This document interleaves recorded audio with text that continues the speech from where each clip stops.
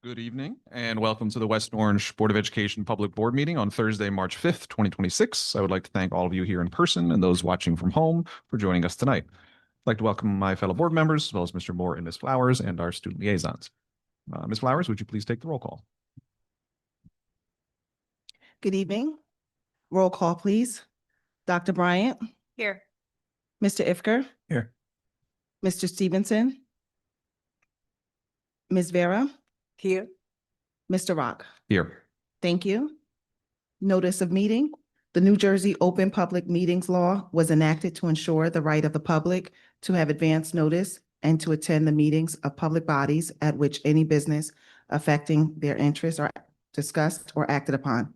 In accordance with the provisions of the Act, a written notice was sent from the Office of the Secretary of the Board on February 25th, 2026. That said notice was sent by regular mail to the West Orange Township Clerk and the editors of the West Orange Chronicle and by email to the Star Ledger. That said notice was posted on the lobby of the Administration Building of the Board of Education and posted on the district website. Please be advised that this meeting is being recorded and may be broadcasted on local TV and the district's website at a future date. Please stand for the Pledge of Allegiance. Pledge allegiance to the flag of the United States of America, to the republic for which it stands, one nation, under God, indivisible, with liberty and justice for all. Thank you, Ms. Flowers. In consideration of the closed and public meeting of February 2, 2026, do I have a motion to accept the minutes? Motion. Thank you, Dr. Bryant. Is there a second? Second. Thank you, Mr. Ifker. Any comments? Hearing none. Ms. Flowers, please take the roll call. Dr. Bryant. Yes. Mr. Ifker. Yes. Vice President Vera. Yes. President Rock. Yes. Thank you. All right, next, good evening to our student liaisons, Adam Bearcat and Nefertari James. Would you two please share your report with us now? Good evening. So to start, we're going to talk about some student accomplishments. We would like to say congratulations to Anna, Remy, and Chloe for earning top honors in the 2026 Scholastic Art Awards. Their creativity and artistic excellence continue to represent West Orange High School. Additionally, West Orange High School students performed at NJSMA Region Choir Festival, showcasing outstanding musical talent. And we hosted our Black History Month scholarship dinner where both the boys and girls step team performed. Moving on, we're going to talk about some athletic achievements. Just today, the girls basketball team wins their sectional finals and they're moving on.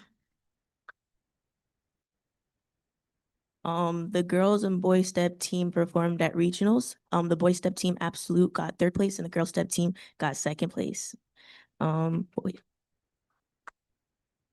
Additionally, the girls and boys step team had the opportunity to go on the Sherry Show where they performed as well. The West Orange cheer team competed at the 2026 UCA National High School Cheering Competition, and the jazz band takes home top honors at the Jazz Festival.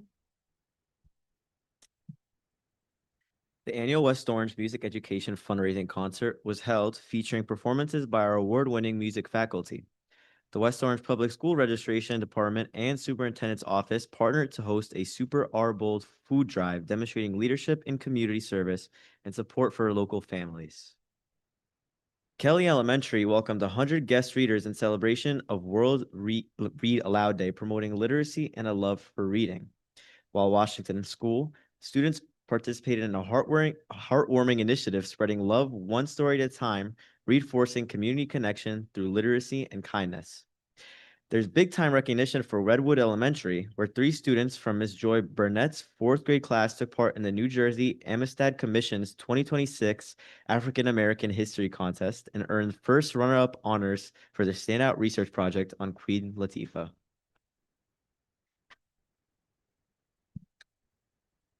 Did I hear somebody won a wrestling match and is going to the regional tournament or something? That would be you, Adam.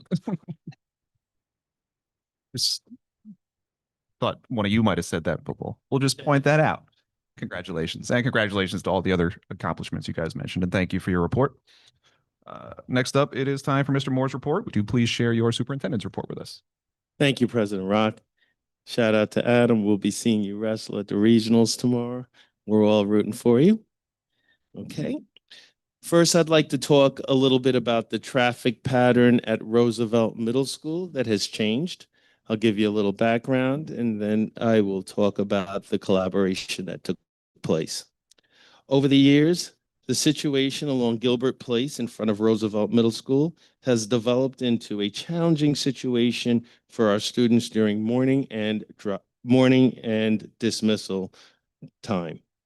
Motorists increasingly failed to follow safety procedures as our students navigated the end and the start of their day. It took some time to effect change, but after careful planning, our principal, Mr. Hush, some of his staff, our township, our Board of Education has now made our morning and dismissal much more safer.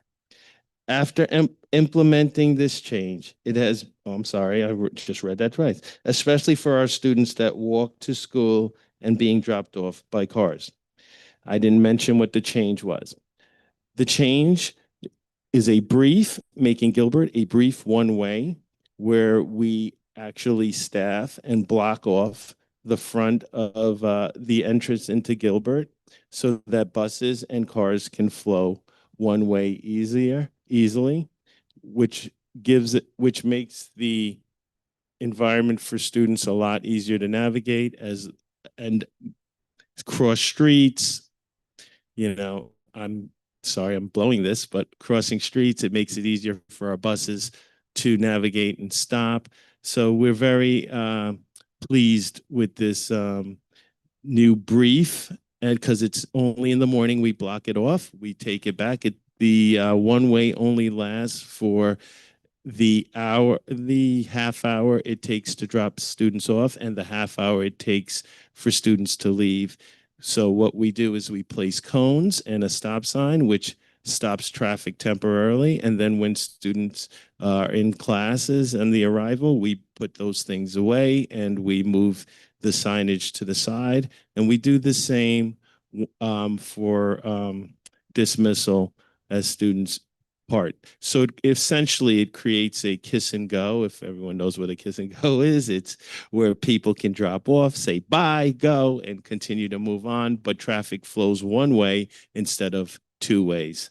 Took me a lot to get through that. I'm sorry, but I want to say a special thank you to the Board of Ed, our board president, for his advocacy. I want to say a special thank you to parents of Roosevelt for their advocacy.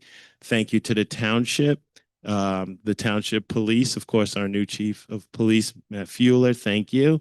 Thank you to our mayor and her staff and the township for their work. And the neighborhood, the neighbors across the street from Roosevelt who also contributed to helping us create this safer pattern for students to walk in, for traffic to flow. Okay, thank you. That took a lot for me to get through, sorry. Next, I'd like to talk about our 5-year strategic plan. So tonight we present our preliminary report regarding our strategic plan. We have the results from our surveys, which have informed our next steps. Moving forward at this time, I'd like to call our cabinet members up to the front of the room so that we can share our findings with everyone tonight. I ask the board to take a seat there and we'll get started. So we had a strategic plan, and we're going to talk about it a little bit. I know you've heard us mention it, but tonight we will present it. There'll be a slideshow. The slideshow will be up on the website as well, soon as we're done tonight presenting it.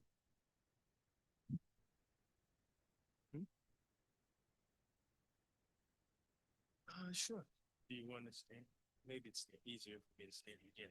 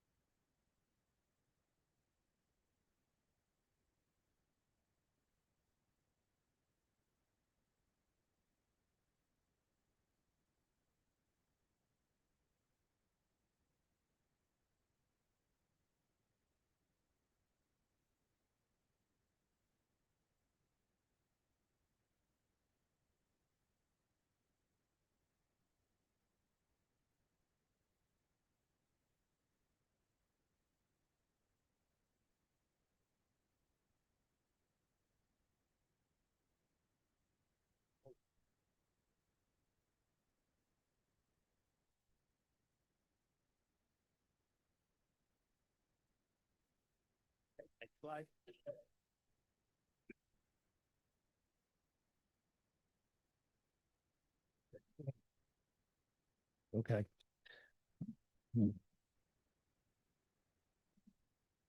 As mentioned, we are presenting our strategic plan.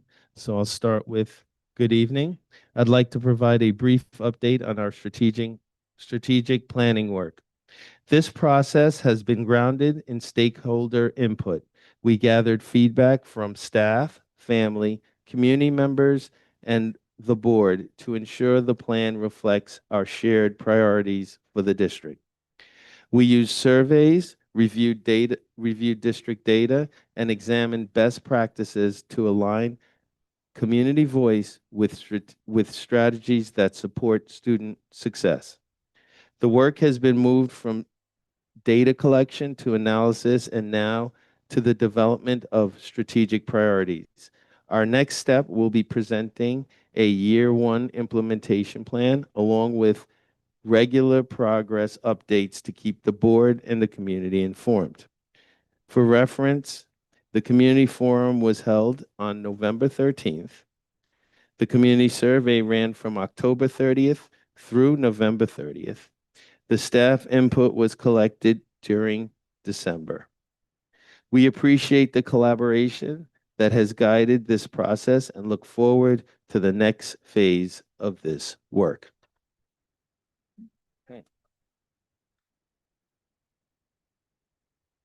As you see the slide above, this slide outlines 3 focus areas guiding our strategic plan. We start with finance and facilities. This ensures we responsibly manage resources while maintaining strong learning environments. The next you'll see is student achievement and wellness. This centers on academic success alongside student social and emotional well-being. Next, we look at security and safety, which focuses on maintaining schools where students and staff feel protected, supported, and safe, and prepared.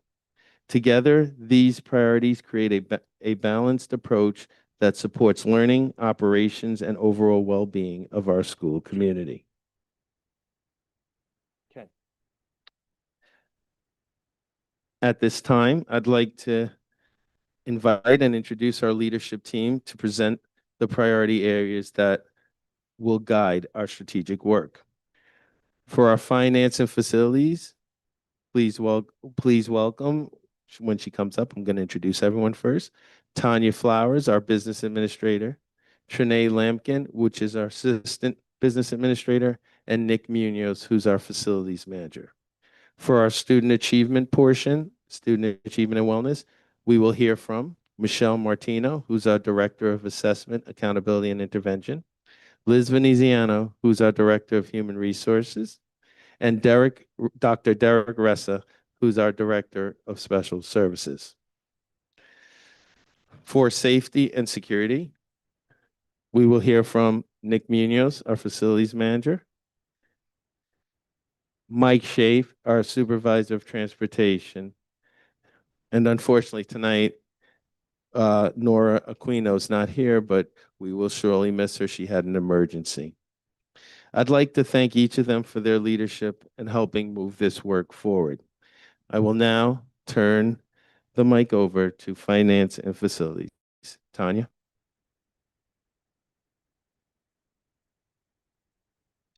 Thank you. Good evening, everyone.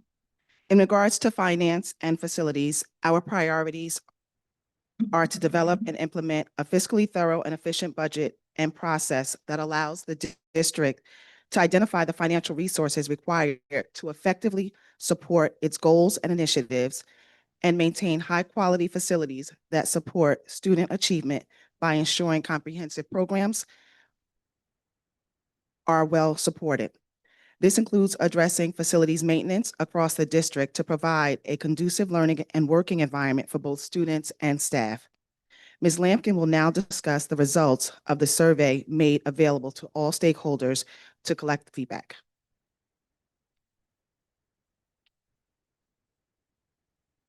Flowers. Good evening, everyone. I'm going to talk about the community survey result from finance and facilities. This slide here shows. Oh, I'm sorry. No, you're good.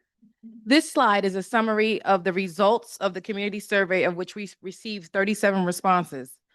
Overall, stakeholder perceptions are mixed across these areas.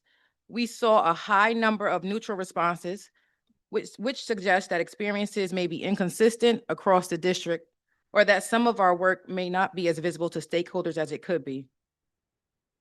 Budget transparency and opportunities for community input emerged as areas of concern. A majority of respondents expressed disagreement in these areas, with few indicating confidence, signaling a need for clearer communication and engagement around financial decision-making. Still on the same slide. The timeliness of facility repairs and upgrades showed the greatest dissatisfaction. Nearly half of the respondents expressed concern here, pointing to an opportunity to strengthen systems, improve communication about timelines, or better clarify how projects are prioritized. On a more positive note, facilities, conditions, and access to instructional resources showed somewhat stronger confidence. While still modest, this suggests we have a foundation to build with continued investment and attention. Confidence in our long-term facilities planning was limited. This indicates a need to more clearly communicate how current investments connect to district goals and community priorities. Overall, one key takeaway is that improving communication and visibility are should be particular around budgeting, maintenance timelines, and capital planning. Next slide. On this slide, we received 123 responses. About 1/3 of the respondents indicated confidence that facilities are well maintained and that the schools have adequate resources and materials, while a significant portion selected neutral responses, suggesting uncertainty or even experiences across the districts. Nearly half of respondents expressed dissatisfaction and a need to strengthen systems prioritization and communication around maintenance and capital work. More than half of the respondents expressed disagreement, with fewer than 10% indicating confidence. This suggests an opportunity to improve how we communicate about financial decisions and engage stakeholders in the process. Next slide. This slide is a summary of the survey results we received from the community and the faculty. Survey responses indicated mixed perceptions regarding the district's efficient use of financial resources, with many respondents expressing disagreement or some of them being neutral. This also suggests a need to strengthen communication around how budget decisions are made and how financial resources are aligned to district goals and initiatives. A majority of the respondents reported concerns related to budget transparency and community input. This directly aligns with Goal 1's emphasis on fiscally thorough processes and highlights an opportunity to improve stakeholder understanding and confidence in financial decision-making. For the facilities quality and learning environment, some of these respondents acknowledged that facilities are generally safe and well-maintained. Confidence levels remain moderate. This supported continued focus on maintaining high-quality facilities that foster student achievement and staff effectiveness. In regards to the timeliness of repairs and operational effectiveness, timely facility repairs emerged as the most significant area of concern, with nearly half of respondents expressing dissatisfaction. This finding directly enforces the strategic priority to address repairs across the district to ensure a conducive learning and working environment. The support for our programs and instructional resources, these responses related to resources and materials suggest foundational strengths, but also variability in access and support. This aligns with the goal of ensuring comprehensive programs are well supported through effective allocation of financial and fiscal resources. Lastly, our long-term planning and strategic alignment. This included limited confidence in long-term facilities investments, indicated a need to more clearly communicate how capital planning and improvements align with district priorities, student needs, and long-term strategic goals outlined in Goal 1. Your feedback regarding the budget planning and transparency, along with the continued input we've received since this time last year, has been very helpful. With that in mind, I'll now turn it over to Ms. Flowers.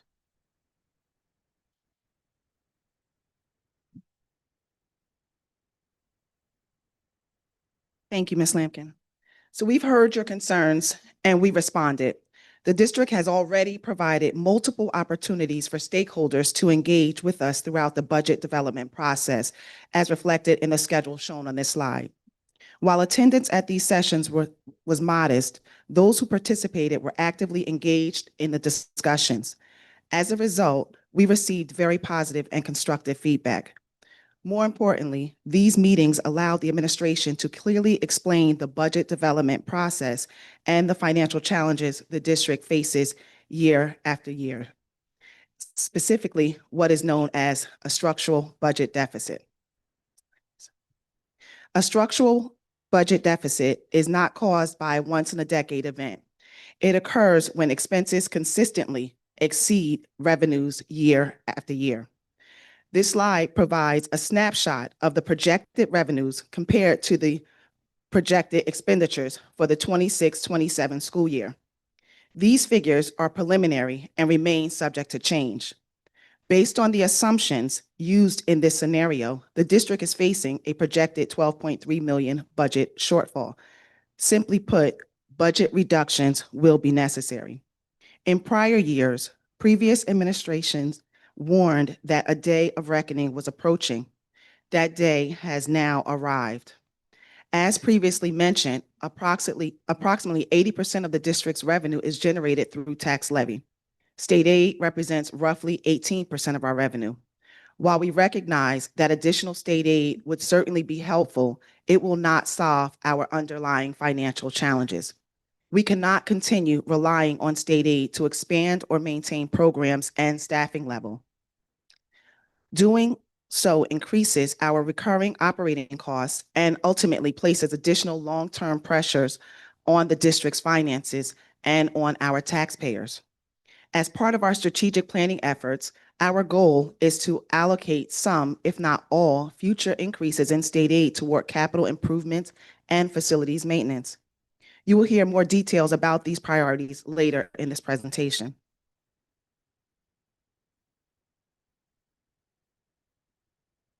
Next slide, please. Over the next 5 years, the current administration and Board of Education will work to realign our spending priorities. As we shared during last year's budget cycle, the time has come for us to reimagine the future of West Orange Public Schools. Our 5-year strategic spending plan will focus on 3 key priorities: improving student achievement, addressing our aging infrastructure, and strengthening safety and security across the district. Beginning with the 26-27 school year, we must begin to right-size this budget.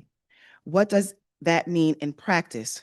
It will include a district-wide reduction in force, continued implementation of shared services, and outsourcing whenever and wherever feasible, and identifying operational efficiencies in scheduling and staffing.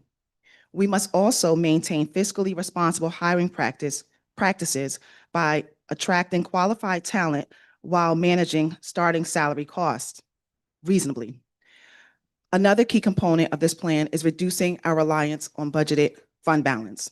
We must move toward a budget that is self-sustaining.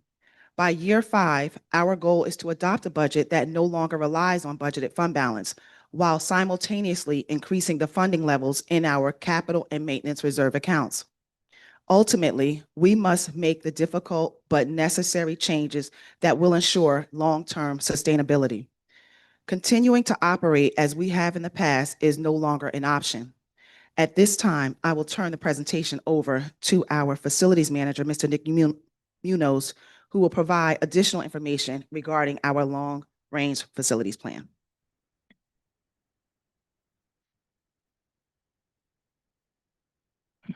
Thank you, Ms. Flowers. This slide shows the phases of our long-range facility plan. Each phase of the plan builds upon the previous one, allowing us to move from stabilization to modernization and long-term sustainability. Our first year focuses on stabilizing the district's most critical infrastructure. We'll prioritize roofing replacements and targeted building envelope repairs to address active deficiencies. At the same time, we'll conduct comprehensive facility condition evaluations across the district to allow us to better understand the current state of our buildings and identify long-term needs. The goal is to move away from reactive repairs and towards a more proactive, data-driven approach to capital planning. In the second year, we transition into addressing critical heating and cooling infrastructure across the district. Through phased HVAC system upgrades, we aim to improve overall system reliability while also increasing energy efficiency. Energy optimization and life cycle planning will become key priorities as we work to extend the life of our infrastructure and improve operational performance. During this period, we will also focus on targeted enhancements to our athletic facilities, supporting both student programming and community use. In the third year of our plan, we begin advancing broader modernization initiatives across the district. This phase includes targeted renovations designed to improve instructional spaces and better support teaching and learning environments.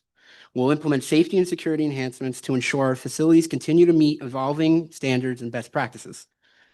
We'll focus on infrastructure lifecycle replacements to address aging systems proactively and prevent the accumulation of deferred maintenance. During this period, our capital forecasting will be further refined to support long-term planning and sustainable facility operations. In the fourth year, we update the long-range facility plan to reflect the progress made, completed projects, and any emerging needs across the district. During this phase, stakeholder engagement and community input will help guide the next set of facility priorities. As we reassess the plan, we will maintain strong fiscal discipline while recalibrating our capital planning efforts. This approach ensures that the plan remains flexible and responsive to changes in enrollment, programming, and evolving district needs. By the fifth year of the plan, we will reestablish long-term capital priorities based on updated facility data and on the progress made throughout the earlier phases of the plan. At this stage, infrastructure planning becomes closely aligned with enrollment projections and the district's academic programming needs, ensuring our facilities continue to support student learning and future growth. The long-range facilities plan is designed to transition our district from reactive maintenance to strategic asset management, ensuring safe, efficient, and sustainable learning environments while maintaining fiscal responsibility. Next slide. Thank you. I'd like to introduce Ms. Beniciano, Ms. Martino, Ms. Martino, and Mr. Derek Reese. Thank you. Our student achievement and wellness goal.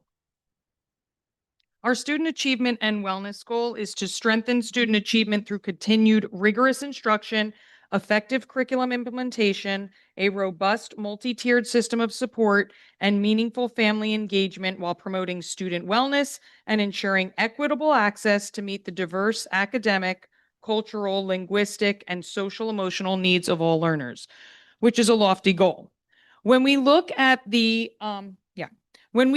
survey results, our community results, there were 37 responses, and our faculty results, there were 123 responses, about 200 responses. This is one singular data point that we are using to inform where we're going to move for the next 5 years. But we find it a valuable data point because if our community took the time to speak to us and our faculty took the time to speak to us, then we're certainly going to take what they say into consideration and use it as a data point to inform our next 5 years. So if you take a look at our student achievement and wellness community results, overall, our responses were quite positive. And we were looking specifically at seeing strong responses in terms of our curriculum, the delivering of our curriculum, and the support that we have for our students. Where we can probably spend a little time and focus some of our efforts across the board is with communication and family engagement and strengthening those bonds, in addition to also looking at our wellness, our student wellness, our social emotional learning, which was a tremendous focus when we came back from COVID and now maybe has fallen a little by the wayside. So something we're going to focus on again. You can move through. looking looking specifically at these takeaways, we're able to say, okay, so what does that mean? What are we going to do? So based on what the community is asking us, our instructional quality and our equity and inclusion efforts are viewed as strengths. So that's very positive. And at the same time, like I said, we need to do a little bit better in the area of communication and family engagement and SEL. Still paying very much attention to our focus on multi-tiered systems of support and leveraging our WOW team, which is a excellent group that we have working now, that is comprised of staff members. It is also inclusive of community members, and their focus is specifically on diversity, equity, access, and inclusion for all of our students in the community. And that is a focus of the curriculum and instruction department to integrate those ideals into every single lesson in every single classroom over the next 5 years. These similarly are the results that received from our faculty, and they were very much in line with the results that we received from our community, which also makes me very happy. Again, in summary, our strengths lie in our instruction and our equity, and our focus needs to be on family engagement and community as well as SEL. So again, those implications are similar as well. We are going to continue to excel in the classroom and provide robust instruction to our students that challenge them every single day. We are going to continue to look at our multi-tiered systems of support, but maybe not just in the academic realm. Maybe that's where we have to look at the whole student and bring in some of the SEL strategies that are necessary for a true multi-tiered system of support. Again, bringing in our WOW experts to help us integrate that into the lessons.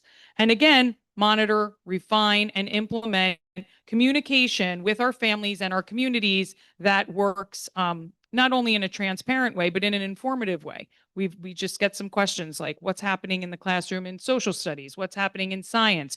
We see what happens in ELA and math. And so we can improve in that area. And I think that we can do that over the next 5 years, certainly.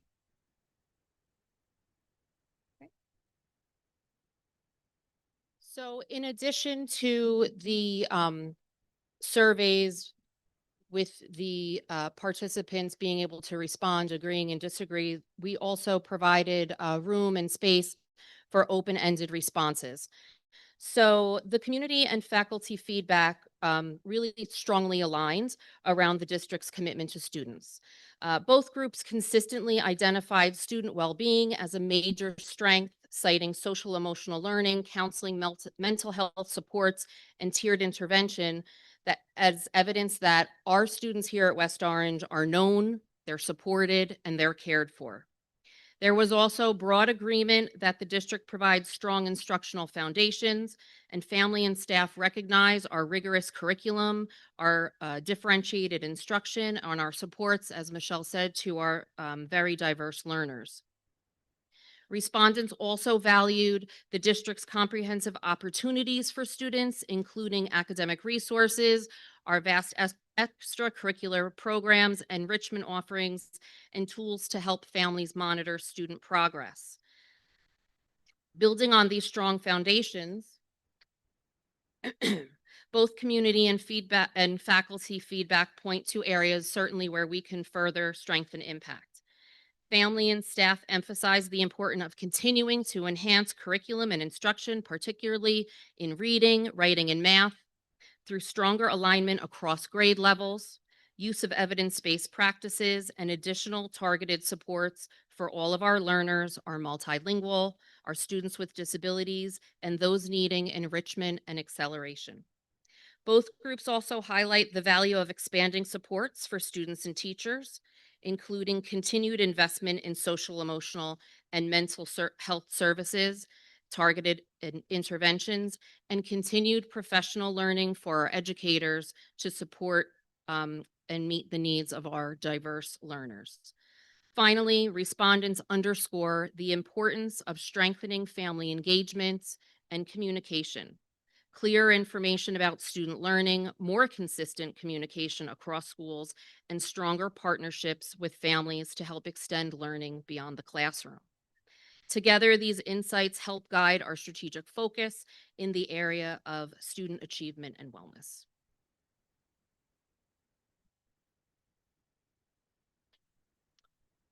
Thank you, Ms. Veneziano. So this really brings us to the point where we have 5 opportunities in front of us in terms of the areas that we wanted to focus on. The first is curriculum and academic excellence. And as it pertains to this, families in our community really shared with us the importance of stronger instruction, in that we can provide that and continue to provide that evidence-based curricula that is aligned, that's differentiated, that's paced, that allows students to have those opportunities for further growth and development. Also, they talked a lot about, the community shared a lot that a less reliance on screens and making sure that students have practical opportunities for learning. And that all of this is really supported through professional development for our staff and for the entire community, so that we can implement this curriculum with fidelity and making sure that everyone is feeling supported. So really, curriculum and academic excellence is that first opportunity that presents itself. Next, we look at targeted academic support and enrichment. And the feedback from the community also stressed the importance of tiered interventions. And as shared earlier, that multi-tiered systems of support allows us the opportunity to focus and provide support for all types of learners across the continuum, whether we talk about our struggling at-risk students, English language learners, or students with disabilities. This also can be an opportunity for our students that have accelerated, our gifted and talented students. So students that have a variety of needs could be met within this approach, ensuring that, again, every student has an academic program that is going to meet them where they are at. The third area of opportunity is in the area of student well-being and social-emotional learning. And this is a focus where we heard from the community about the importance of increased counseling and mental health support for our students, safe spaces, unstructured play for our little ones, and being able to have that targeted support for them to meet them, again, where they are at. The SEL opportunities, that social-emotional learning, counseling services, and all those really help focus on providing support that foster the whole child. And we think about that when we are supported in those ways, when our children are supported in those ways, wonderful learning experiences can happen. The fourth area of opportunity we noticed is in the area of family engagement and communication. We really heard from the families in our community a clear reporting, a desire to have a real good reporting of student progress, improved communication across, whether it's through different forums in different ways, maybe making sure that our multilingual communities have opportunities to hear what we're doing and really partner with us. And this really also balances that input that we have from not just the families, but also our professionals working together to really support, again, our students, and that the engagement that we have is collaborative, it's consistent, it's transparent, and it really helps our students and puts them at the center. And then lastly, school culture and consistent expectations, and an equitable school culture. We want to make sure that there is a understanding for that there's consistency in our discipline, in our behavioral expectations for students, but also that we're maintaining those high expectations for ourselves as professionals, as families, that we're all working together and engaging in that shared accountability to make everything that West Orange schools can be. So that really is our 5 core areas that we've seen as opportunities as a result of this feedback. Thank you. Yeah. So with anything, it takes time, and we're prepared to have an intentional roadmap over the next 5 years. So what can we do in the immediate in 26, 27? We can certainly look to continue to focus on our curriculum, of course, enhance our MTSS structures, especially in our Title I schools. I'd like to just mention that we have been able to do amazing, beautiful work in our Title I schools, especially in Washington School, which is a school-wide school. And that has awarded us this year really beautiful opportunities for professional development for our teachers. And I'm very excited to say, can I say about Hazel? So Hazel, I should probably ask before I say it, but Hazel actually this year engaged in an application to become a school-wide school, and we were notified on Monday evening that it was accepted. So I'm very excited to look at Hazel Avenue School. Really beautiful work that was done by Joelle Castillo, Lexi Scalisi, and their team over at Hazel in putting that application together. And so I'm looking forward to those opportunities for Hazel as well as they become a school-wide school for 26, 27. As we continue to move through with 27, 28, we'll certainly expand our professional learning based on what we see next year in the classroom, with very focused intention on including, again, our WOW team and our committee of professionals who are devoted to the DEAI initiative, working hand in hand with them to make sure that the PD that they receive and that they deliver is not just a one-time drop in the bucket, that this is something that we are really committed to infusing in everything that we do, that it becomes part of the fabric of West Orange, and we are committed to that. So that's going to be a huge focus in our professional development moving forward. Then as we continue through, we will work and refine our multi-tiered systems of support, expand our coaching opportunities for our teachers, increase that program visibility, and use data all along the way to monitor our progress, monitor and adjust, which is everything that we ask our teachers to do every single day. We're going to do it as a team as well. If we're going to ask you to do it, we certainly are going to do it as well. And we will monitor and adjust as we move through. Things that work, we will run with, and things that need a little tweaking, we will certainly do that. Looking at the fourth year, this is going to be our year to really hone into that data so that we can inform our next, our fifth year and forward. It can't just stop after 5 years, and we recognize that. So with this continual process of evaluation, monitoring, looking at what works, and making changes along the way, we can certainly keep the momentum moving forward. And with this plan as our roadmap, that is our intention. I would now like to call up our safety and security team to complete the presentation.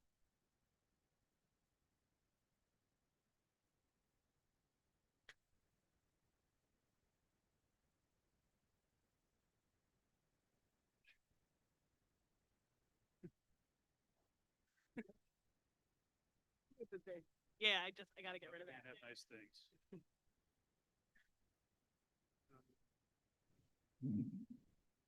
So sorry.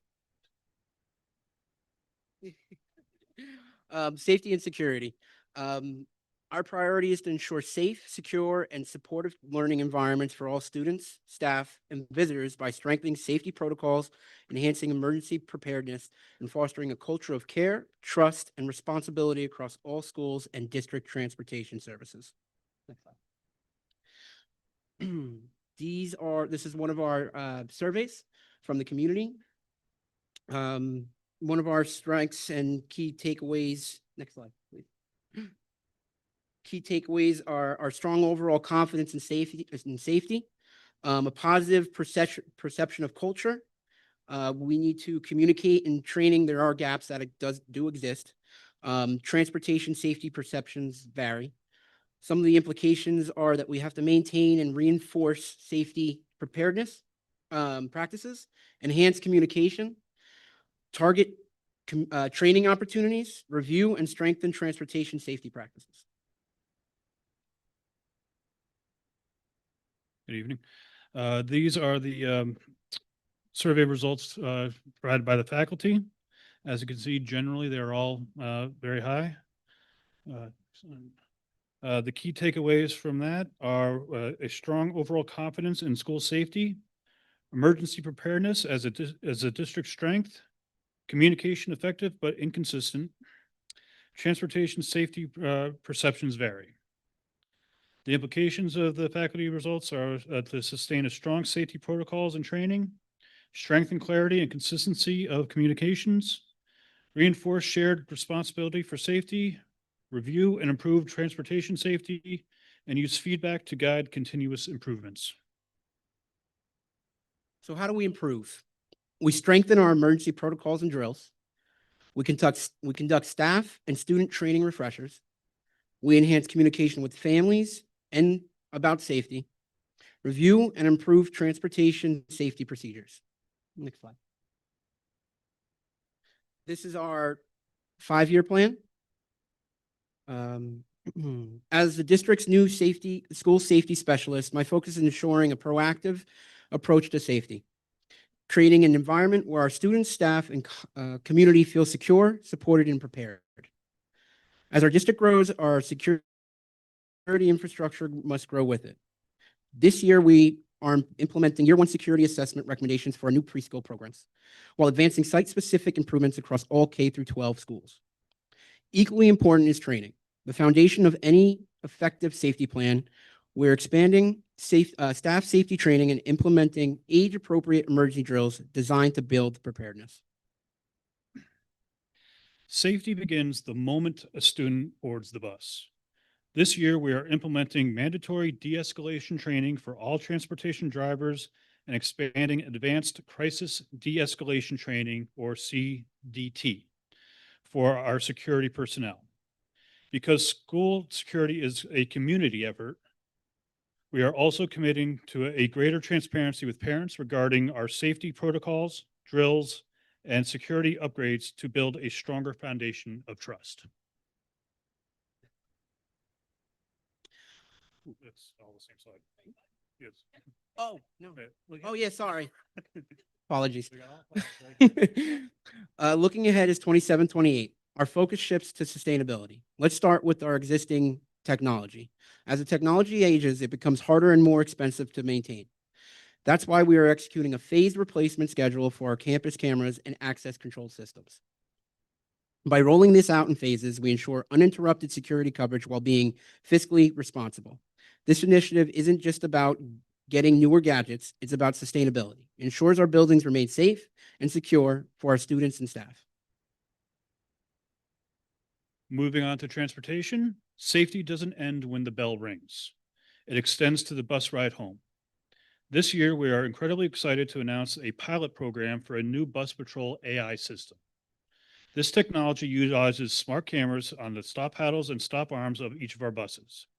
If a driver illegally passes a stopped school bus, the AI system captures the event automatically. It is a powerful deterrent designed to protect our kids as they board and exit our buses. Finally, we are looking at the buses themselves. Our goal is to expand and modernize our fleet. We will begin selling off our older, high-maintenance, high-mileage buses and replacing them with updated, more efficient equipment. Newer buses mean fewer breakdowns, lower emissions, reduced fuel costs, and a much more comfortable and reliable ride for our students. It is an investment that pays off both environmentally and economically. And that's still me. Okay. For the 28-29 core philosophy and expert assessments, as we look ahead to the 28-29 academic school year, our most fundamental priority remains the same: ensuring a secure environment for our students, staff, and community. Our first core objective is to rigorously maintain and support our existing safety practices. We recognize that true security isn't just about implementing a policy once. It's an ongoing daily commitment. Throughout the 28 and 29 school years, we will continue to support comprehensive staff training, uphold our strict daily security protocols, and foster a district-wide culture where vigilance and safety are everybody's responsibility. To ensure we aren't just maintaining the status quo, but actively adapting to new challenges, we will continue our engagement with our Stonegate advisor. This partnership is critical. It provides us with a systematic expert evaluation of our infrastructure. Specifically, Stonegate's helps us rigorously assess three key areas: building level vulnerabilities, which will identify physical security gaps at every facility; operational procedures, which will ensure our daily routines align with modern security best practices; and emergency response readiness, testing our ability to react swiftly and effectively during a crisis across the entire district. In the 29-30 window, our primary goal is to evaluate and implement emerging security technologies. Our approach is strictly strategic and needs-based. Every piece of technology we evaluate, whether it's advanced access control, AI-driven monitoring, or upgraded cybersecurity protocols, it will be directly aligned with specific gaps identified in our assessment report. This ensures we are investing our resources exactly where they will have the greatest impact on safety and risk mitigation. Over the same time period, we'll be executing a comprehensive plan to expand our transportation fleet. A major component of this initiative is life cycle management.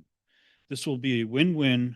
It reduces our ongoing maintenance and fuel costs, minimizes our environmental footprint, and vastly improves reliability, giving us a fleet that we can be proud of.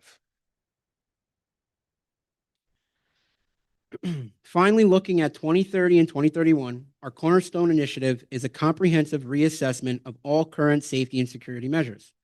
We're not just looking at what we have in place, we're actively measuring it. Our primary goal is to evaluate our actual progress against the original baseline we established years ago. We need to answer the tough questions. Have our investments paid off? Where have we succeeded? And more importantly, what remaining vulnerabilities need our immediate attention? However, technical assessments and data reviews only give us half the picture. Safety is a lived experience. To understand the full scope of our security posture, we will be launching comprehensive surveys for both our community and our faculty. We need to hear directly from the people who walk these halls every day. Their on-the-ground insights will be vital to identifying blind spots that our technical audits might miss, ensuring our policies are both effective and supportive for our daily operations. By combining a rigorous data-driven look into our baseline with real-world feedback from our community, we will build a security roadmap that is robust, transparent, and ready for the future. Thank you all for your time and dedication to our district's safety.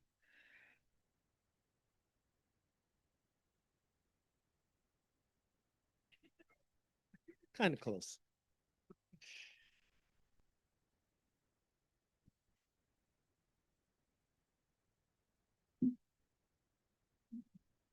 I just want to highlight our priorities and kind of sum up a little bit about our strategic plan. First, I want the community, staff to understand, and board to understand that you can have goals, but without plans, they're just words. We have plans. You've heard words like monitoring, benchmark, assess, measure. This is the way we are addressing our plans. The one thing that I would like to, make sure that you walk away in, that our district group here really committed to our work, but we're also committed to understanding the measurables. What are the results? Are we getting results? Where do we need to make changes? So you'll hear progress, monitoring, and you did throughout, and benchmarking. But we look back, ooh, that's terrible. We look back and I will kind of summarize a little bit of what you've heard. This slide highlights our 3 core strategic plan priority areas. Each are designed to support a long-term district stability and student success. First, we start with finance and facilities. Like I mentioned, we're committed to maintaining a safe environment. Well-functioning, operational, efficient facilities. Our focus is on aligning facilities planning with responsible financial stewardship, implementing a long-term capital strategy, and strengthening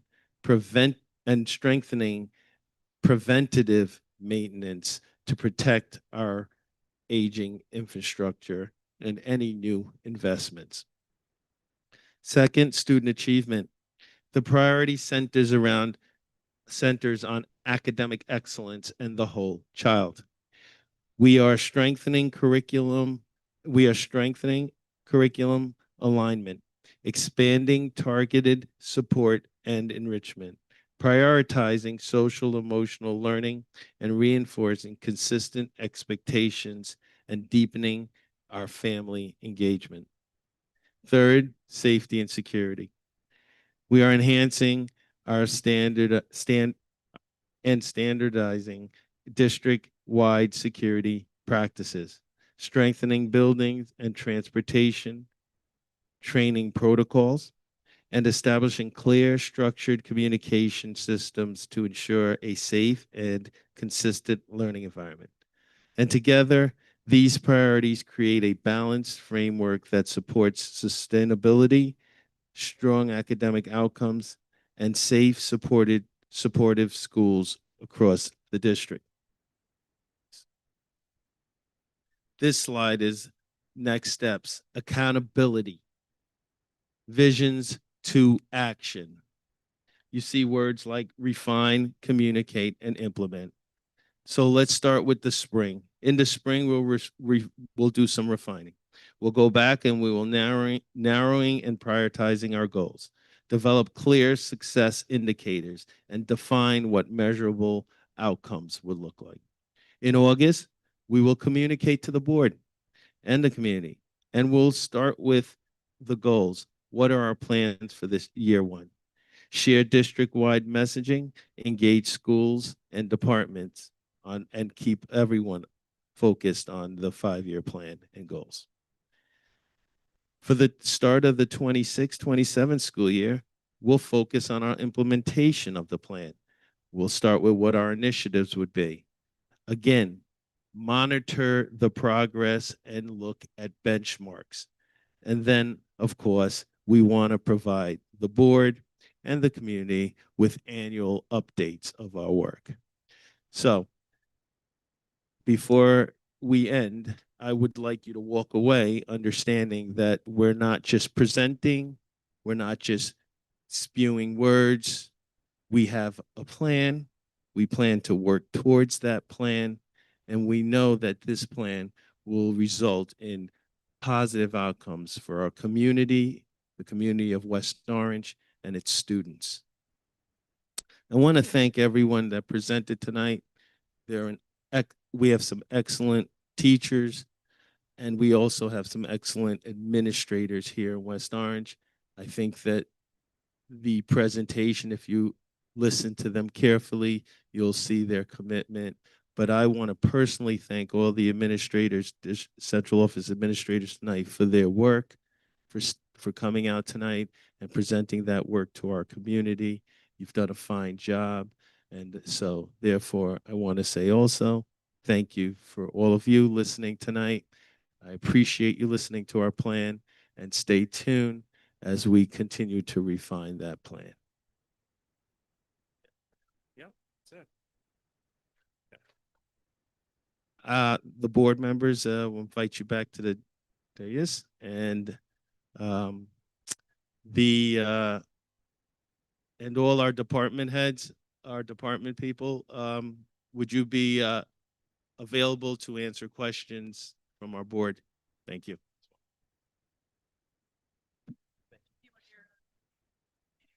No problem.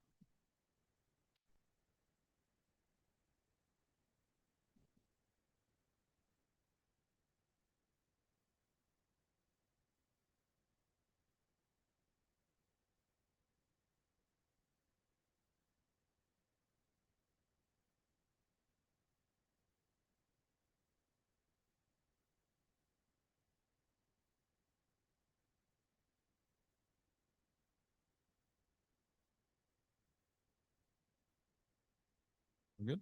Okay. Thank you, Mr. Moore and your team for that very thorough and detailed presentation. I'll open it up to questions and comments from the board at this time. Dr. Bryant, you want to go first? Just have a couple comments. One, I would like to just commend the leadership here. I think leaders are meant to ask for, accept, and act upon feedback, and everything that we saw here was evidence of authentic community engagement, not just as an accessory to something you wanted to do. And so I appreciate that and I applaud that. I'd also add that it's important that we remain data driven, but community informed. And I think that those are two different things. And what we see here is a little bit of both. And I appreciate your thoughtful execution of this. And the final thing, I think that this is a beautiful model of what it means to be responsive to community and responsive to taxpayers in like these ever evolving circumstances where everything's changing every day, all the time. It's hard to keep track, but you have done a great job of being responsive to the budgetary questions, the social questions, and the operational ideas that folks have put forward. So kudos to you. Your leadership is appreciated. Thank you, Dr. Bryant. Anything from Mr. Ifker? Yeah, I think this would be to Mr. Is it Schaaf? Shaw. Yeah, I wanted to tell you that I'm so happy to hear that the school buses are going to be in the AI business because I've been reading about that for years. I think we spoke about that. The question I have is, you said that it would be good as a deterrent. How is that information going to be used? Does that go to the police department or what happens with that? With the new school cameras, yes, it would be going to the police department. The pictures would be taken automatically, and it'd be like on a Wi-Fi that it would go directly to the police department, and they issue the citation along with the picture of the driver doing, doing that. So, and where those funds go is still not a question, but it's either going to us or to back into the system. So it means that you've been working with the police department. They're aware of all of this, and that they know it's coming. They're aware. We didn't put it in play. Yeah, the finer points aren't detailed out, but the general thing is that it'll be going to them. That it'll be When do you think this is going to start? as far as I'm concerned, not soon enough, but we're still working on the paperwork for them, I believe. So it's still. I think I should answer that actually. Even though we're all eager to start, I did send a lot of the paperwork to the attorneys to review. So it's in attorney review right now, just to make sure that we're all in compliance and there's nothing that we have to worry about in terms of that. So we're really looking at maybe September. Is that right?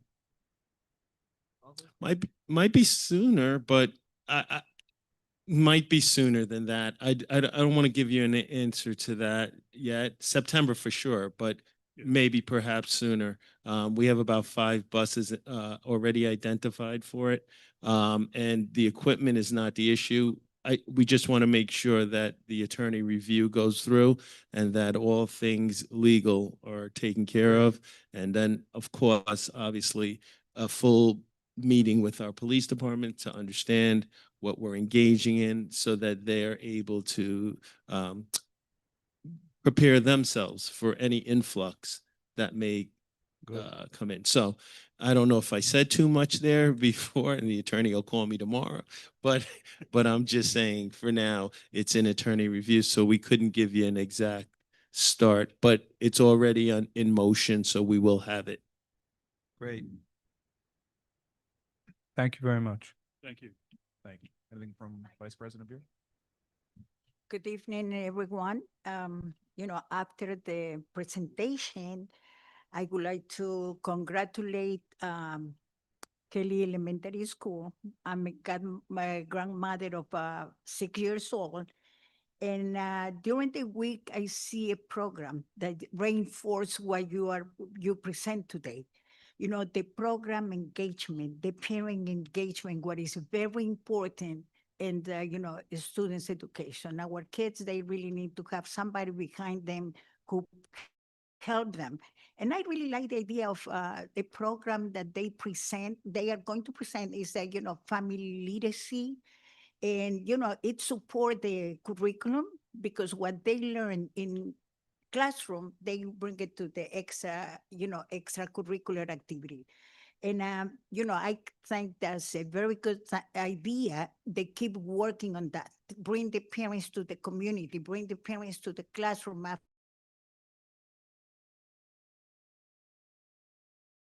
Participation will be very good. I'm excited, and I think once they present something like that, I will be part of that, trying to see how the kids and the teachers move. My congratulations to all of them. The teachers, it's not only Kelly, but, it's like right now it's Kelly who's doing that, and then as well as Edison. My granddaughter has my email. in my phone. So I really receive a lot of communication from the teachers, sending what do they have to do, what do they have to present. Is, parents are aware of what's going on in classroom and what do they have to do once, when is the deadline and everything. She's taking advanced courses, and I think that's the best way to communicate. So we both, my daughter and myself, we learned what she's doing. So two different schools, that basically I'm happy to see that in the kind of work teachers are doing. Thank you so much. And I, we are going to keep working with these programs in the parents' engagement. Excellent. Thank you, Vice President Vera. Following up on what Mr. Ivker was asking about, just want to point out that program to put cameras on the school buses to catch people that are passing them when they shouldn't be, it's a direct product of work by community members here in West Orange, the Badlani Foundation, also some of our students and some of our other community members that have continued to advocate for pedestrian safety, but specifically this bill that went through the legislature. So we're eager to see that happen once we get it moving, and then thank you to them for their work on that. To the full report here, thank you again for your work, Mr. Moore, and your full. Did you want to? No. I had some other comments. Oh, Unless you wanted to talk just about the school bus thing. No, but I feel like I should at this moment. I just, no, it is a result of the Badlanis and so forth, but it's also, again, and I think Dr. Bryan pointed it out, we want to be responsive to our community. And so it's just another way for us to hear our community and to respond to it as well. Thank you, and agree. But to the larger report, again, thank you for all the work. I'm pleased that the second two areas all had largely good feedback. The first area, business and facilities, had some negative feedback, which is not actually all that surprising. If we start with facilities, I think one of the areas of opportunity that we identified is communications, and I agree that's a place that we can and should put a lot more focus. Right, we face aging infrastructure. These are problems that are, we have an ongoing war with keeping the boilers working, keeping the roofs from leaking, and things inevitably break down. And we pay attention to the things that break down. But we've also made some amazing investments over the last few years between new facilities that we've renovated, new buildings that'll be coming online, between the air conditioning that's coming online, and all kinds of other work, big and small. But those things get overshadowed when someone says, oh, the boiler broke down in this building and my kids were cold at lunch today, and they go home and tell their parents, the parents call us, and now we're scrambling to fix this problem, and we've forgotten about all the good things that happened. So I do hope that we will improve that communication moving forward. I mean, and I'm also glad to see that we have a structured plan to address some of those other deficiencies, but I do think it's really important to highlight the wins that we've had in terms of facilities, because again, it's easy to look at the problems and not realize what we've been able to accomplish. Also, the state is supposed to be bonding out a significant amount of money to make available to school districts for facilities upgrades. So hopefully once that is done in the next year, 2, 3, as we implement this plan, there will be a significant amount of state funding available. And as always, it's great to spend someone else's money when we have to do these expensive projects. So I'm sure that Mr. Munoz and Ms. Flowers and their teams will be looking for that funding when it becomes available. Then the other area, obviously, is the budget. One of our big takeaways from last year was that transparency is important. To Ms. Flowers' point, we did have a series of budget workshops. I think anybody that attended those walked away with a much richer understanding of the budget process, a much clearer understanding of both the opportunities and challenges that we face as a school district. And what Ms. Flowers said about a deficit for this upcoming budget should not come as a surprise. I'd also point out that if we did this feedback 3 years ago, I think it would have been very different, because 3 years ago, the headwinds that we're facing today were non-existent. 3 years ago, we had 2 years of successive multi-million-dollar increases in state aid. We had minimal increases to costs, and we were able to make significant investments throughout the district, and everybody walked away pretty happy. Unfortunately, that time is now in the past. We've had 2 years where state aid is retrenched, and we've lost money and not gained that significant amount of funding that we deserve. But we also saw huge increases in other costs. This isn't just a West Orange thing. This is a statewide thing. This is a national thing, but healthcare especially has gone through the roof. Now we'll hear from our healthcare broker, I think in April, they'll be coming to visit, but we did, Ms. Flowers, Mr. Moore and I meet with Brown & Brown this week to get a kind of lay of the land of what healthcare looks like. And the bad news is that our costs are going up. The good news is that our costs are going up a lot less than everyone else. And that's because of a decision that we made 2 years ago to move into the school's health insurance fund. So we're reaping the benefit of that decision, but at the end of the day, those costs still go up. Those costs are vastly outpacing any increase in revenue that we can get. And that's the crux of the budget deficit that Ms. Flowers pointed out. It's not that we have a deficit caused by spending too much last year. So that if we take everything we did last year, project out the increases to things like healthcare, now that exceeds the amount of revenue that we'll have available. So some of that we can tighten up as we get better projections. Some of that maybe we'll tighten up as we get state funding, which we'll learn about next week. That may or may not happen. But in either case, there will be a significant shortfall. We will have to close that. And to Ms. Flowers' point, we will have to make some tough decisions moving forward. But that will come at our next meeting where we'll present a preliminary budget. So again, this should not surprise anybody who's heard us speak for the last couple months, should not surprise anybody who's been to those budget workshops. I wish we had more money and we had better news, but at the end of the day, we have a strategic plan and a team in place that will make those tough decisions and hopefully continue to do the good work that we're doing here. So that concludes my comments and questions. Comments, no questions, sorry. On that. Anything else from you, Mr. Moore? Yeah, just to conclude my report, there were 3 incidents throughout the district of HIV investigated. 1 incident has been founded to meet the criteria. And that concludes my report. All right, thank you very much. Do we have any committee reports or other comments from board members? No? Do you have something else? Just 2 very non-controversial shout outs. The first is that we all lived through a few snowstorms recently, and the Department of Public Works, I don't know where you find these people, but they're so kind and so helpful. I saw them helping people. I saw someone get out of his truck just to help somebody across the street.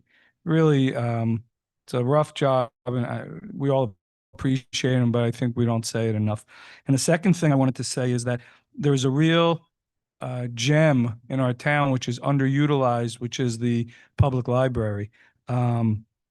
It's beautiful. It's bright.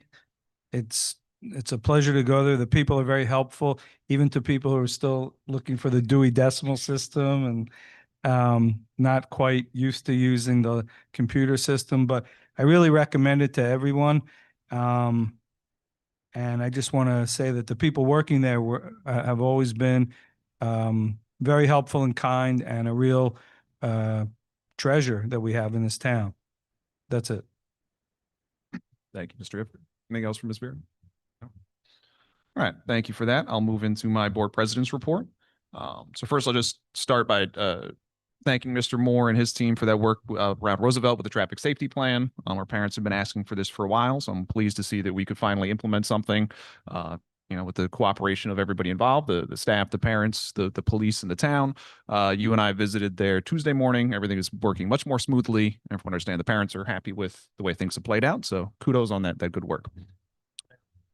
Next, I'll share a few things about Mount Pleasant Elementary School.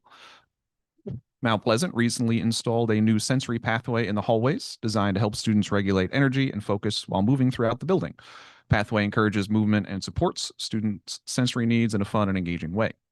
School is also in the early stages of developing a dedicated sensory room. This space will include interactive wall panels and other sensory tools designed to support students who benefit from calming and regulating environments during the school day. This year, 20 Mount Pleasant students will participate in the Math Kangaroo competition, an international mathematics contest that promotes problem-solving, logical thinking, and confidence in math. Math Kangaroo encourages students to develop creative strategies for solving challenging word and logic problems while building enthusiasm for mathematics. We are proud to share that 2 Mount Pleasant students ranked nationally in last year's competition, an incredible accomplishment that reflects the strong academic culture within our school. Next, just want to take a moment to congratulate Kyle Kozniewski. He's one of our students here in West Orange that just earned his Eagle Scout Award. I think it was last Saturday or the Saturday before. I got to attend and give him a commendation on behalf of the district, Mr. Moore, and myself. Eagle Scouts are rare, but somehow we make many of them here in West Orange. So congratulations to Kyle, to his parents, to his troop, and to all the scouts in West Orange that have achieved that. And then lastly, our We referenced the budget address coming from the governor. That's when we find out how much state aid we will be getting. Typically, that will have happened by the end of February because Governor Sherrill was just sworn in. They typically give the governor in the first year a little extra time to do that. So the state passed a law that pushed that deadline or that date for that budget address back to next Tuesday, March 10th. So that's when Governor Sherrill will say, here's what we're doing with state aid. Typically 2 days later on Thursday, everybody around the state will get their actual aid allocations. Originally, we were supposed to present our preliminary budget the following Monday. And now that would only give us about 1 day of work to put together a preliminary budget where there's a big question mark about how much aid we'd get. But the law that changed the budget address date also changed the deadline for presenting a preliminary budget. That's why our next board meeting, which would have been, I guess, a week from Monday, has now been pushed back to Thursday, March 27th. That gives us another week and a half or so to take that data, continue to work on the budget. And that'll allow us to present that budget and approve a preliminary budget before the new deadline, which is a little bit later in March than it typically is. So that's why you'll see we had this meeting was rescheduled because of snow. I think the previous meeting was rescheduled because of snow. The next meeting will be rescheduled because of that. But hopefully we'll be back on our regularly scheduled programming on Monday nights after that next meeting. Next item on the agenda is the first reading of policy number 2460, special education. This policy has been reviewed and revised by administration and presented this evening for first reading. Is there any discussion? Hearing none. This policy will appear on the next agenda for a second reading and adoption. Next item on the agenda is the second reading and adoption of the revised mandated policies and regulations listed on the agenda. These policies and regulations have been reviewed and revised by administration and presented this evening for a second reading and adoption. May I have a motion to approve the list of revised mandated policies and regulations found in section 9B, board policies, on the March 5, 2026 agenda. Motion. Thank you, Dr. Bryant. Is there a second? Second. Thank you, Mr. Ivker. Since Mr. Stevenson's not here as the policy chair, I'll just point out these are some routine updates that we get from Strauss Esme, who's our company that we work with to maintain our policy book due to changes in laws and other things that happen. So these are just kind of routine updates that affect a lot of policies in minor ways. Is there any other discussion from the board? All right, seeing none. Ms. Flowers, would you please take the roll? Dr. Bryant, Yes. Mr. Ifker, Yes. Vice President Vera, Yes. President Rock. Yes. Thank you.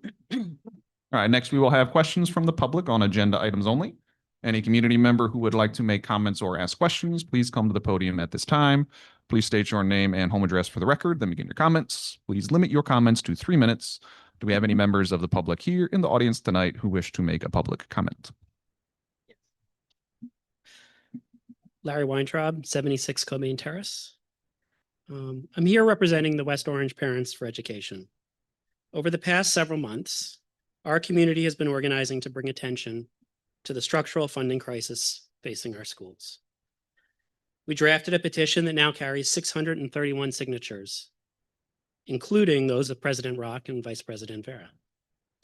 And we delivered it directly to our legislators.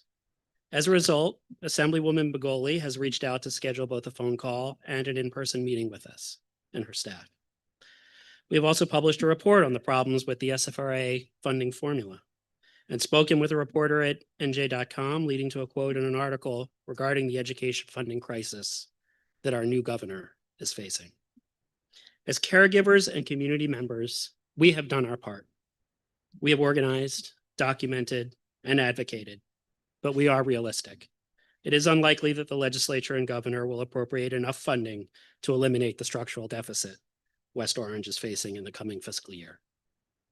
In a few short weeks, the preliminary budget will be presented here. And based on the estimates we have developed using the information from the budget sessions with Ms. Flowers and her staff, we believe the structural deficit is likely to be $14 million or more. That is a number that will require real choices, painful ones, and those choices belong to this entire community. Tonight, we are asking Mr. Moore and the board to commit to transparency as we await the state funding announcement. Politics is the public negotiation of community values. A budget is the expression of those values. To make that process work, the community must be able to see the options before decisions are made, not after. We were all present last year when uncertainty and limited information created an atmosphere of high emotion, distrust, and accusation. It does not have to happen again. Districts across New Jersey have gone on record via emails and surveys, at workshops, town halls, and through the press, with the programs and options under consideration. West Orange should do the same.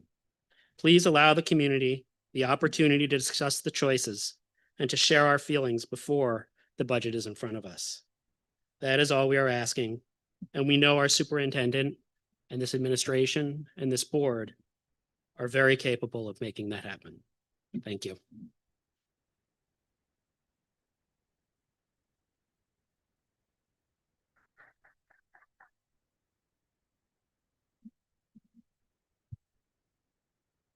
Hi, I didn't come to comment on this, but I have a question about the strategic plan that just got presented. I just wanted to make sure I heard, oh, wait, sorry. Katie Witzig, 49 Manga Road.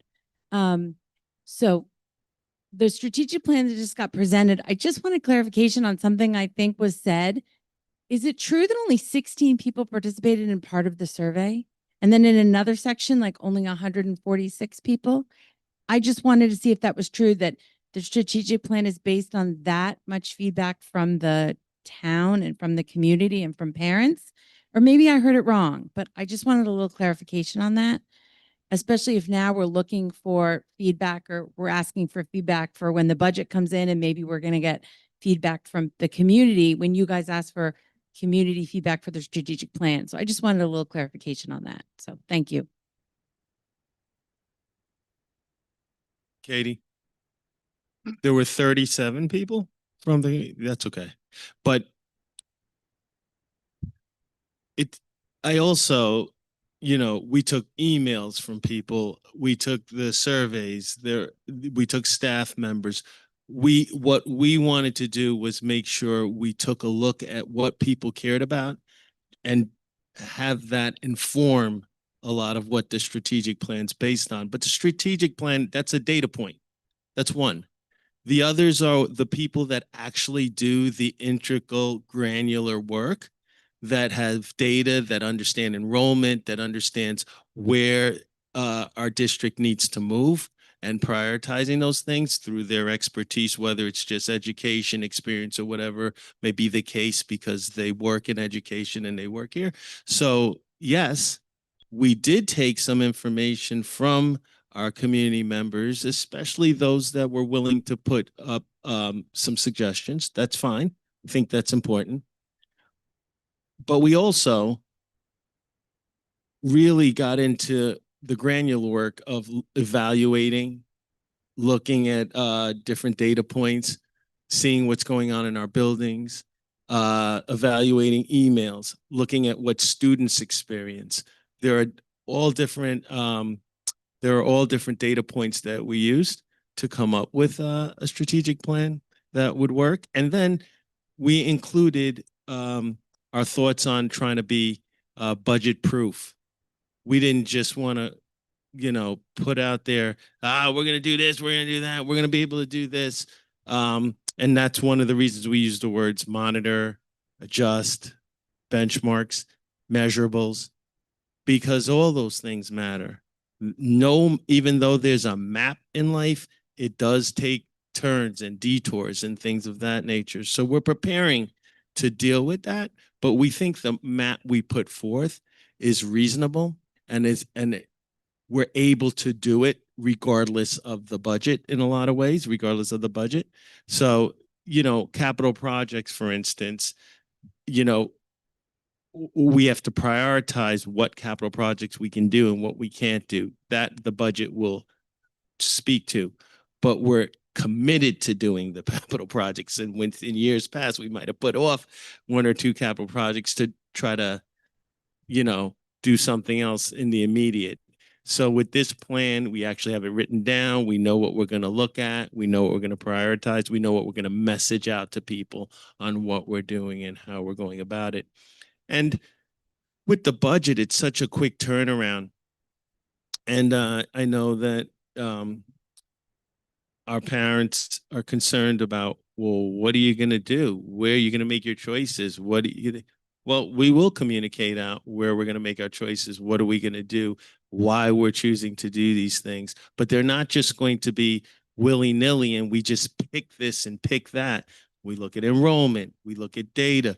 We look at what's going on in that school. We're looking at population. We'll look at what's important to the community. And of course, feedback from our parents like we did last year. Through that feedback, we try to find data points from that feedback, whether it's 1, 2, 35, 100, to see where we can come to common ground and see where we can, where that can inform some of our decision making. So yeah, we did use some of those, but it's not the only thing that informed our strategic plan. All right. Thanks, Kathy. Thank you, Mr. Moore. Was there anybody else for public comment? Seeing none. And thank you, Mr. Weintraub, for WOPE and all of you advocating for state funding. We appreciate that. If you want something else to learn about, I'd suggest healthcare. It's the next hot topic. It's the other side of the ledger, right? State funding is important, but as I'm learning more and more each year, healthcare costs are increasing at an astronomical rate. It's not a question of dividing the pie about who pays for what. There has to be something at a state and federal level that cuts the cost of it all across the board. So if you have any suggestions, I'd give you that as homework for next year. Moving on to our resolutions, may I have a motion to approve the personnel items A1 through A4 along with walk-on motion A5? Motion. Thank you, Dr. Bryant. Is there a second? Second. Thank you, Ms. Vera. I want to congratulate the following retirees: Nancy Mullen, Supervisor of Career Education and Library Science at West Orange High School for her 32 years of service. Madeline Werner, a speech therapist at West Orange High School, Roosevelt, and Liberty Middle Schools for her 32 years of service. And Joyce Reynolds, a paraprofessional at Washington Elementary School for her 10 years of service. Thank you all for your service to the West Orange students and our school community. Best wishes to you on behalf of the Board of Education, and welcome to the club where every day is Saturday. Is there any other discussion? Seeing none. Ms. Flowers, please take the roll. Dr. Bryant, Yes.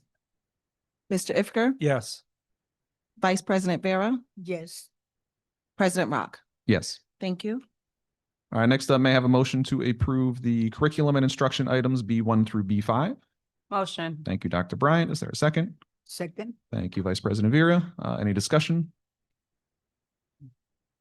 Seeing none, Ms. Flowers, please take the roll. Dr. Bryant, Yes. Mr. Ifker, Yes. Vice President Vera, Yes. President Rock. Yes. Thank you. All right, next, may I have a motion to approve the finance items, C, special services items A1 through 3, and business office items B1 through 12? Motion. Thank you, Dr. Bryant. Is there a second? Second. Thank you, Mr. Ifker. Any discussion? All right, seeing none, Ms. Flowers, please take the roll. Dr. Bryant, Yes. Mr. Ifker, Yes. Vice President Vera, Yes. President Rock. Yes. Thank you. All right, and finally, may I have a motion to approve reports, items D1 through 2? Motion. Thank you, Dr. Bryant. Is there a second? Second. Thank you, Vice President Vera. Any discussion? Seeing none, Ms. Flowers, please take the roll. Dr. Bryant, Yes. Mr. Ifker, Yes. Vice President Vera, Yes. President Rock.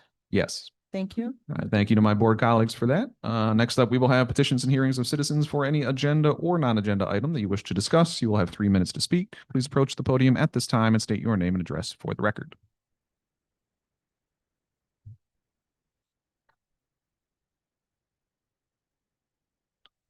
Hi again, Katie Witzig, still at 49 Manga Road. This is actually, I just had a question, which is why I came tonight. Is there plans for the district to do re-registration anytime in the near future? I feel like, I don't know when the last time we did it, and I know we're worried about budgets and people. I mean, I can think personally of lots of people who don't live in district that go to the district schools. So I'm just wondering if there's a plan for that to happen anytime soon. I know it's a nightmare. I know parents hate it. I know it's a ton of work. But I'm just wondering what the plan is going forward. Thank you.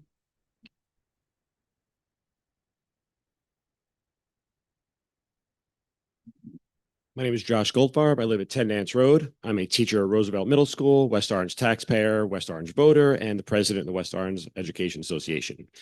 I'm here to talk about the weather. Last week, we had a small snowstorm that dumped upwards of 1.5 feet of snow in West Orange. I want to thank, first of all, Buildings and Grounds They did a phenomenal job clearing the parking lots and sidewalks. It was a huge undertaking and they did a great job and they deserve accolades for that. As a result of the snow and to give buildings and ground time to make the school safe to attend, we use a third snow day. I am not here to critique the decision to call that snow day at all. I know that Superintendent Moore is acutely aware of the ripple effects of calling that day and the resulting change to spring break. That must have been a tough call to make. I do not envy having to make that call. But he made the decision because he deemed it necessary for the safety of the staff and students, and I support that decision. As a result of that third day being used, our spring break is now 1 day shorter. Rather than spring break beginning on the end of the day on March 27th, Friday, it will now begin on March 31st, the following Tuesday. Everyone involved in the schools who have made plans have found themselves having to alter or cancel their family vacations. Teachers, paraprofessionals, administrative assistants, supervisors, superintendents. Many of these trips were planned months in advance and are non-refundable or cannot be altered. Employees who cannot change their plans will be docked a day's pay if they catch a flight or get on that Disney cruise. We cannot change the past, but we need to learn from it. So let's look forward. The reality is that we live in a 12 square mile town in North New Jersey, which includes 2 different mountains. We should expect snow every year and prepare for it. Climate change is real and weather is getting more extreme. In light of that fact, I encourage the district to amend next year's calendar to include a third snow day. This would put us on par with our neighbors in Verona, Livingston, South Orange, Maplewood, and Roseland. They recognize that 2 snow days like we have is insufficient. Adding a third day would allow for future storms and will decrease the chance that the families and employees of our district will find themselves in a position of having to change or cancel spring break plans. And as far as I can tell, and you may correct me, but I think this is free, which is a good thing right now. Thank you. And that's all I got. Thank you guys very much.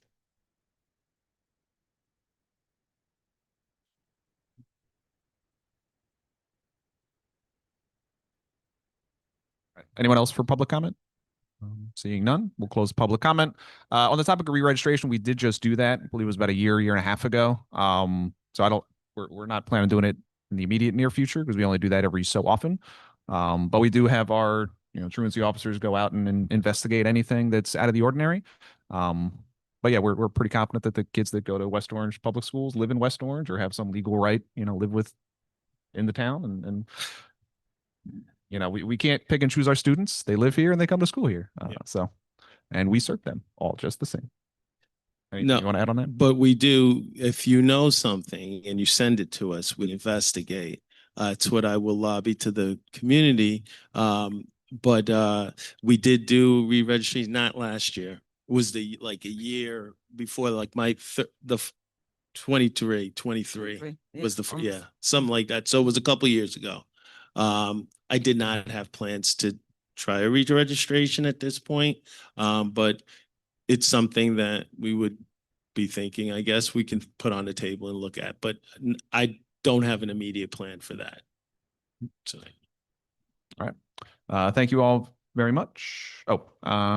Just for the good of the order, since the girls won their basketball game tonight, I believe they go on to the state grouped semifinals on Tuesday.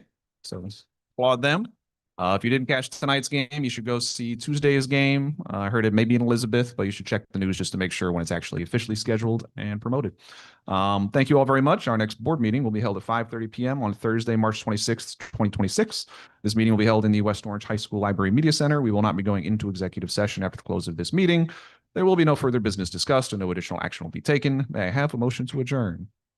Yes, with a correction, 6:30. I'm sorry. Sorry about that typo. 6:30 p.m. Let me rewind. Thank you very much. Our next board meeting will be held at 6:30 p.m. on Thursday, March 26th, here at the Library Media Center. Yada, yada, yada. May I have a motion to adjourn? Motion. Thank you very much. All in favor? Opposed? Thank you all for joining us tonight. Our meeting is now adjourned. We wish you a good night.